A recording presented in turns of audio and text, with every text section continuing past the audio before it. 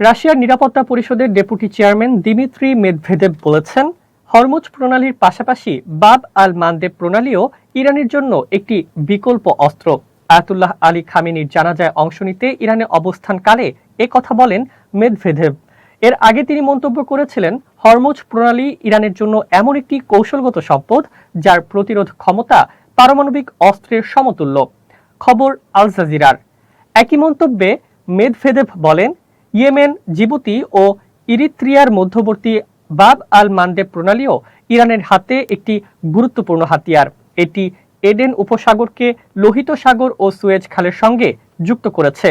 তিনি সতর্ক করে বলেন, আঞ্চলিক সংঘাত আরও বিস্তৃত হলে বিশ্বের অন্যতম গুরুত্বপূর্ণ এই নৌপথে জাহাজ চলাচল ব্যাহত হতে পারে। তিনি বলেন, আমি আশা করি পরিস্থিতি সেখানে গড়াবে না, তবে এ অঞ্চলে যারা সংঘাত উস্কে দিতে চায় তাদের বিষয়টি মনে রাখা উচিত। উল্লেখ্য, ইরান সমর্থিত ইয়েমেনের হুথি বিদ্রোহীরা এর আগে বাব আল মানদেব প্রণালী বন্ধ করে দেওয়ার হুমকি দিয়েছিল। এছাড়া গত ৮ জুন তারা লোহিত সাগরে ইসরায়েলি জাহাজ চলাচলের ওপর নিষেধাজ্ঞা ঘোষণাও দেয়।